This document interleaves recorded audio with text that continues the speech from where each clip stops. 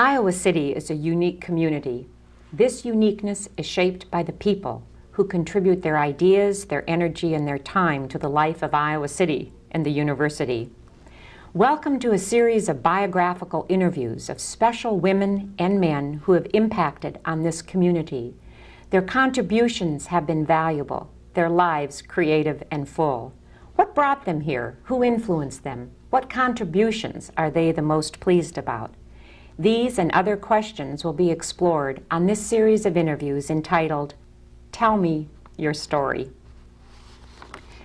Dr. Loraine Frost is a well-respected and well-loved pediatrician. She practiced medicine and was on the Mercy Hospital staff for 25 years.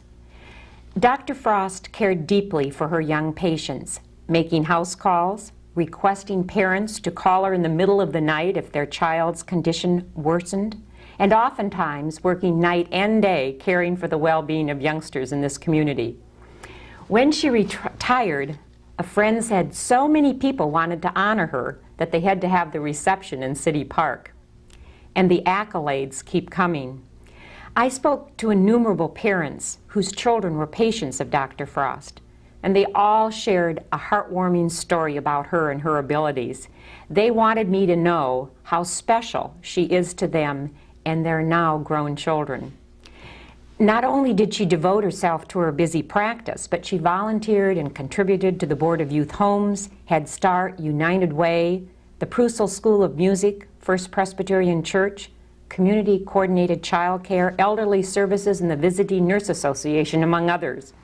The Visiting Nurse Association named its child health care clinic after Dr. Frost. Welcome, Dr. Frost, to Tell Me Your Story. I want to begin at the beginning of your family.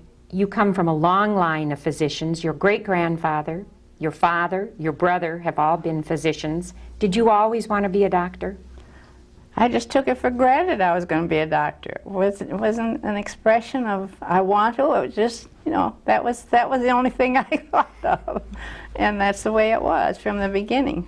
But part of your story, you were stymied in this pursuit of medicine because you found out you had a severe hearing loss. How did you discover that, or your parents, and what did this do to your medical school plans? Well, it really is very interesting. I took piano lessons from a wonderful piano teacher whose husband also taught violin, and they were on opposite sides of the waiting room in their studios. And one day I was just leaning with my elbow on my knee and my hand over one ear, and I discovered I couldn't hear. I couldn't hear the music from either room. And it didn't scare me, it just surprised me. And that was how I discovered it. And that was when I was about 14, which is the average age for otosclerosis, which was, they finally decided was the cause of this to start. Mm-hmm. And actually, it didn't make any difference. I just went on as I had been going, and it made a little difference in your relationship to your friends, because if they got on the wrong side, you couldn't hear them. And that was important if you had a date. It was terrible. And so that's the way it was. It didn't make any difference in my plans until I was a junior in college. And where was that? That was at Elmira College in Elmira, New York. And if you don't know about Elmira, I want you to know that was the first college to give degrees equivalent to men's degrees in 1856. That wasn't when I was there, but... Wow. Thanks. But anyway, it's a great college, and that's where I went. And my junior year there, I decided my hearing was really not good enough to go on with my plans to study medicine. So I talked it over with my father, who had been wonderful all along, and he was all the way through. He was a quiet, reserved, strong man. A general practitioner? Yes, he was a general practitioner.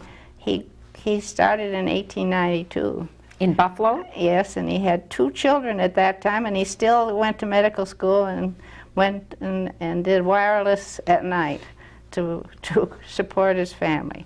Well, anyway, so we decided, no, I better stop my plans, so I did.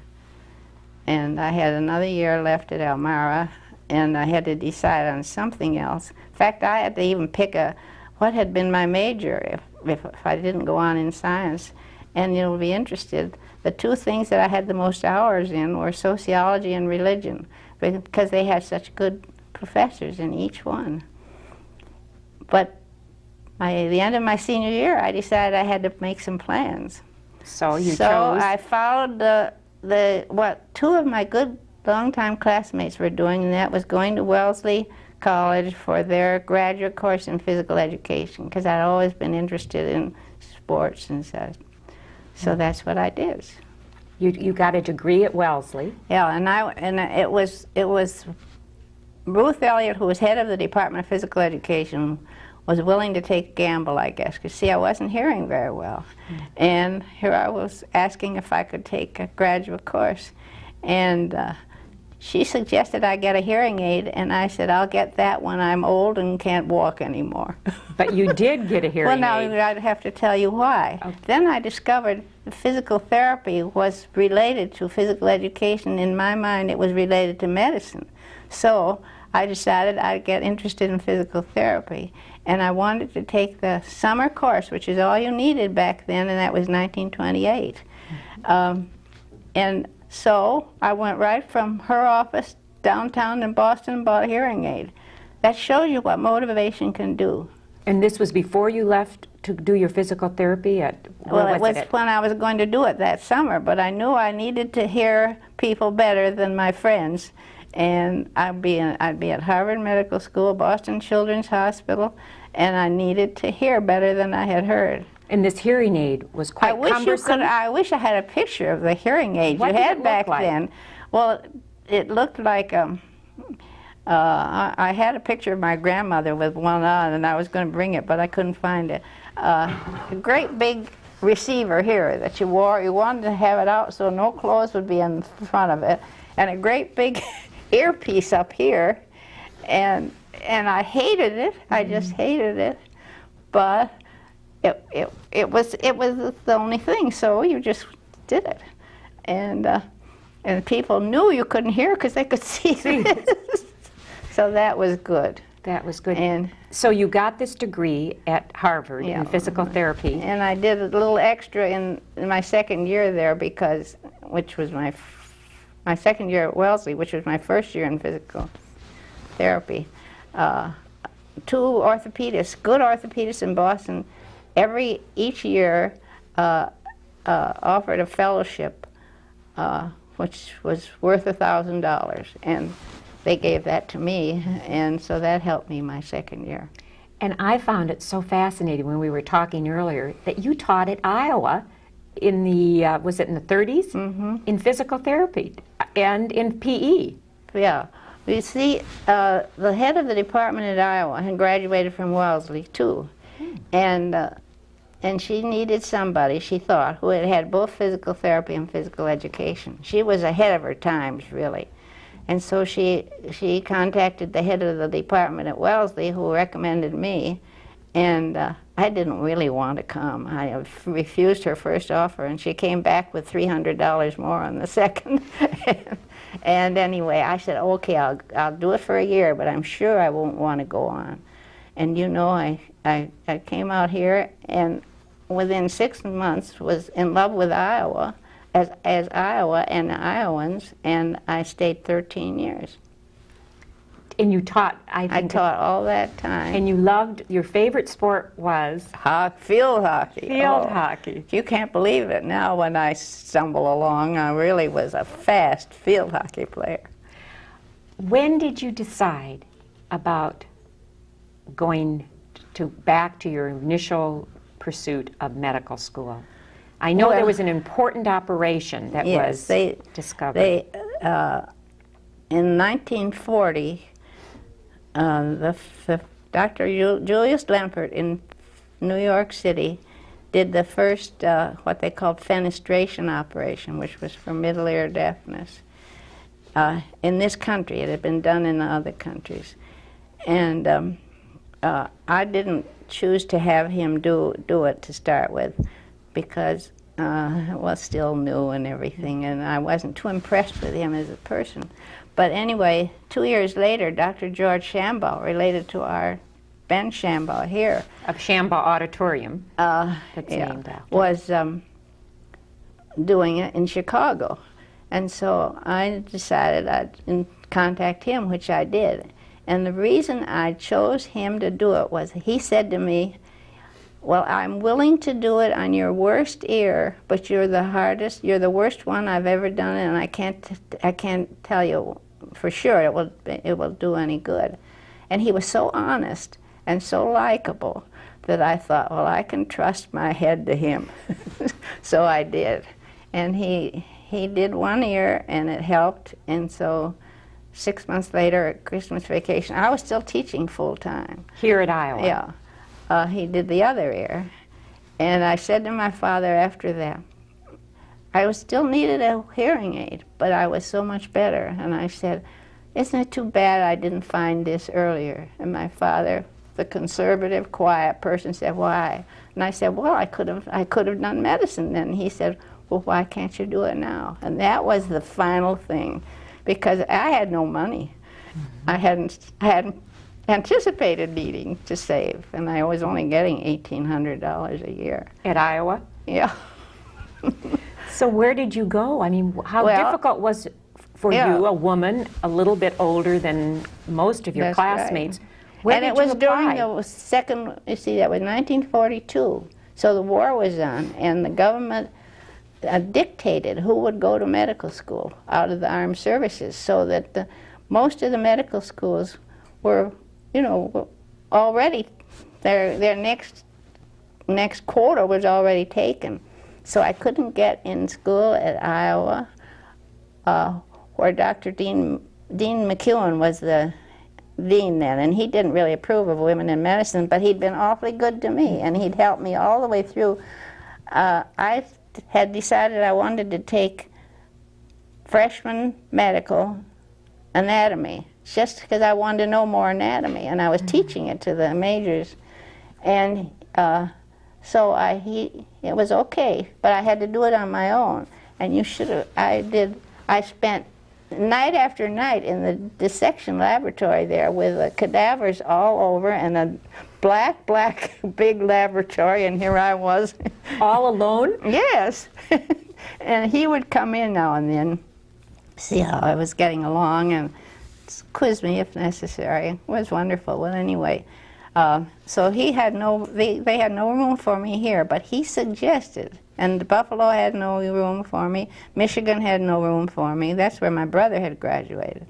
And but Dr. McEwen said, well, why don't you apply at Women's Medical College? And I said, Women's Medical College, what's that?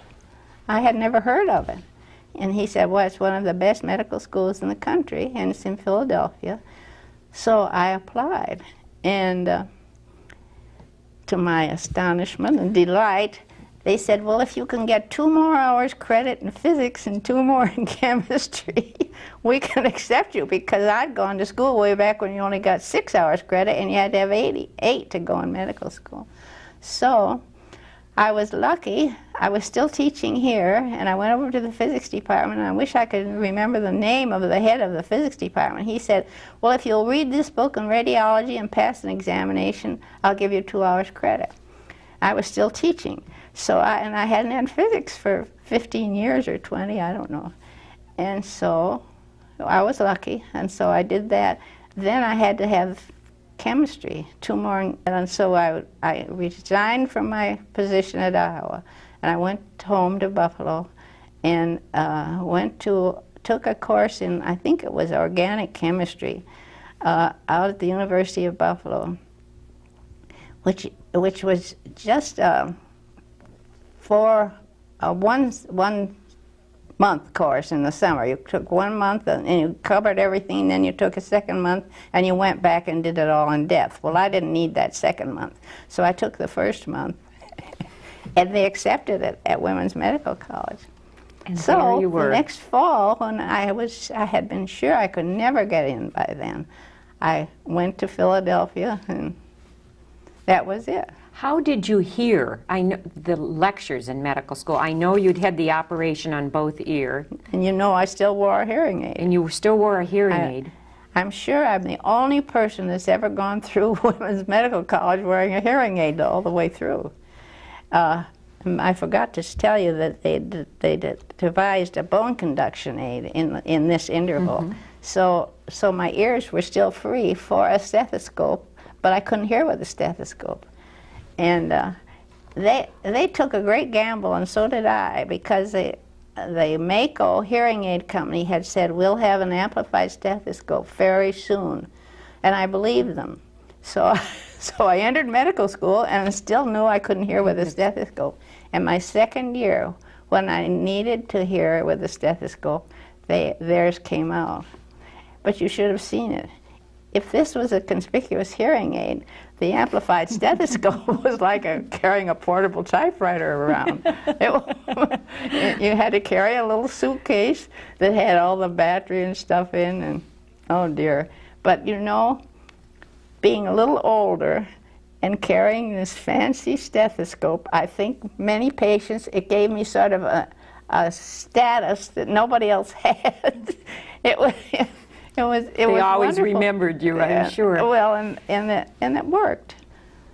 How did you get to Iowa then? And I love you. I do know the story, and please share it about what one of your residents said about you coming to Iowa. Yeah. I think it's a really cute story. One of the residents in pediatrics at Iowa, I heard afterwards, and I think he told me himself. They said when they first heard about me, they went back to their professors and said, we're going to have a woman resident, and not only a woman, but she's older and she can't, and she's deaf, I guess he said, and he told me that with a big twinkle in his eye because we were friends by then. And I was sympathetic. I thought, of course they felt that way, and I don't blame them. So you came here for pediatrics, and what made you want to stay in Iowa City? Well, you had lived here before and taught. You decided not to go back east. I had lots of friends here. My choice was Buffalo, which had many pediatricians, and where I didn't know, I'd been gone for so long I didn't know people well. Or maybe Iowa. Now, Iowa had no private practicing pediatricians. They were all at the hospital. And my first year in the residency there, I was with this wonderful Dr. Robert Jackson, and we did just outpatients, and they were all Iowa City people. And I thought, this isn't right. They all have to come over here to University Hospital to get just ordinary care. And so I said, well, I think this would be a good place for me to practice. And Dr. Jackson said, well, you'd better talk to Dr. Jeans. Now, I have no idea how old he was then, but he'd been a long time nationally known pediatrician with very set ideas. He said, I don't think he wants anybody practicing in Iowa City. And so I went to see Dr. Jeans, and we had a good visit, and he thought it would be fine, and that was it. And I meant to ask that before we talked about your residency, why did you choose pediatrics? Well, that's hard to say for sure. I had, in one of my physical therapy experiences at Massachusetts General Hospital, this hard-boiled head of physical therapy had said to me, why don't you work with children? You do well with children. Well, that was a casual comment, and I thought, I've always sort of wanted to, and I think my hearing problem would be less with children because you don't always have to hear what they say. And if I go into general practice, which is what I would have done if everything had been normal, I have to know everything. I have to know everything there is in medicine, not just pediatrics and related subjects. So it looked like a good one. But then I thought, well, I know a lot about physical therapy, and physical medicine is just coming in. And no doctor knows very much about that, and I know more about it, so I felt sort of obligated that I ought to do it, just to further physical medicine. In fact, they called it physiatry then, which they've never used since.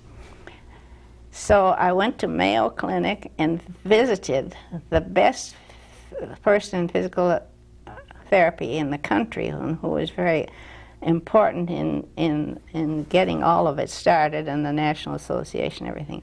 And I was there for a month, and I followed him around, and I went in with a physical therapist, and I discovered what I had suspected, that his job was all administrative, very little clinical contact with patients, and I didn't want that. I wanted to work with patients, not in an office. So I applied for physical therapy at Kansas University, which was the best school of that then, and for pediatrics at University of Buffalo Children's Hospital. And I thought, I'll take whichever comes first. And you know, I got a letter from Kansas one day offering me their residency, and I got one. No, I got it from pediatrics the first day, and the second day I got it for physical therapy. So Well, I know all the young children and the parents are glad you had the pediatric one, and that I'm glad too. Tell me, looking back over those 25 years of treating night and day, and everyone mentioned that you made house calls, which is, quite revolutionary right now. What was one of your most difficult cases looking back, or most satisfying? Well, they aren't the same, really. I think probably one of the most difficult was when I got called about dinner time by a doctor in the community, asking me to come to the hospital to see an 18-month-old, I think, child he had, who was really in a desperate state. And so I went over, and in desperate is exaggerating it. I mean, isn't exaggerating it, because I thought he was moribund, just gone. And I believe in prayer. And boy, did I pray then. I had to get in collapsed vein and get some blood and start an IV, and it just looked impossible, absolutely impossible. And as I said, it worked. And I couldn't believe it when I saw some blood coming back in the syringe. It was really the greatest relief I almost ever had. And since then I've seen him grow up and gone to his wedding, and I decided he had a viral encephalitis at the time, because we couldn't culture anything out, but he gradually came back. And you went to his wedding. wedding. That really was a thrill. I'm sure.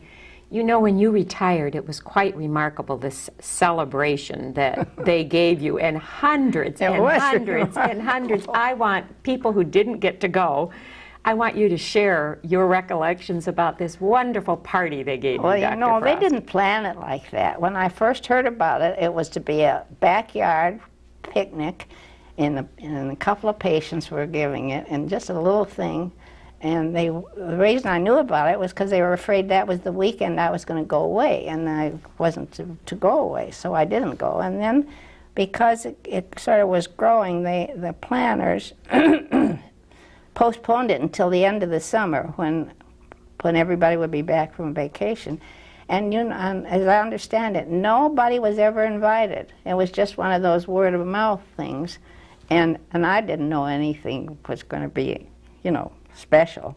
And I got an invitation, a very formal little invitation, saying I would be picked up at such and such a time on a Sunday afternoon, and you'll love this. And I wish I had. One patient made a movie of this whole thing, the other did slides of everything, but it really was wonderful. And they came in a little Model T Ford, two of my patients, sitting high on the back seat. It was a 23 Ford, I think, and it had a windshield, and it had in the radiator cap it had those little flags. It had only been gotten to run 2 hours before they came for me, and they brought two husky boys in case it didn't run, so they could push it all the way out to the park. And so I sat on this high back seat. Like a queen riding through the streets of... Yes, waving to my friends. To people. Oh, it was wonderful. And we went out to the park, and they had planned it so beautifully that they had that people didn't, there wasn't a big crowd there when I got there, but there was a big sign. Oh, and I must tell you that Helen Billick has been just as important as I in this whole thing. And it said, "We love you, Dr. Frost and Helen." Oh. And there was a table with guest books, and one for Helen and one for me. It was wonderful. And anyway, there weren't a lot there then. And I saw a lot of people over here, and I thought, well, and as ours got bigger, I thought, well, it's too bad there are two big picnics here at the same time. And then as time went on, and everybody had such fun. The children, there was a place where they could play on the playground, and they had one of the older boys playing his guitar while they were playing on their playground. Everything was so well planned. And they gave you some wonderful surprises, gifts. And there was a public address system, so and Joe Pugh was the master of ceremonies, and a lot of you know him. He was just great, and he had been told he must keep it low key, and he did. Mm-hmm. In fact, they gave me a copy of what he said, which was just fine. And they had everybody who came, and there were plenty of families, brought their own evening meal. So they and the parents of many of the patients, the young men had come out that morning despite an I-Club thing that was that day, and brought all the tables from all over the park down to this area, so there was plenty of room for all of them. Mm-hmm. And then they had in the shelter there was a table for the guest of honor and the committee, and they had the program, and it was delightful, and they were very generous. In fact, I have a picture here of taken when I was in Salzburg, because one of the things I did with their generous check was to go to Europe. They had hoped I would take a trip, and that's what I did. And they gave Helen and me almost equivalent gifts, which was wonderful. They really appreciated Helen just as much as they did me. And that wonderful scrapbook, Dr. Frost, with all your patients and their families in it. That came about 6 weeks later, and they had pictures of about 500 patients, I think. I have so many more questions, and we're running out of time. I didn't get to talk about your interest in auto safety and your child restraint and the Buckle Up Baby program. Well, music is more important. I know it, and you've encouraged, parents have told me you encourage their children to take music lessons. Well, and I've followed the Prussel School from the very first lessons that Doris gave in her own house. And somebody else told me you just gifted a grand piano to Oak Knoll so the residents can enjoy. You do love music, don't you?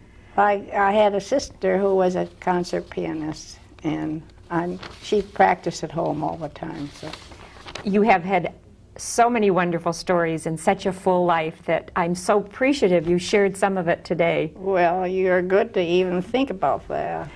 My guest today on Tell Me Your Story has been Dr. Loraine Frost, pediatrician, community volunteer, and supporter of local, state, and national philanthropic organizations. Her realization of her lifelong goal to become a doctor, her triumph over a physical handicap, her profound dedication to her young patients, her interest in Iowa City, and her gift of her time and resources to so many human services has been an example for many.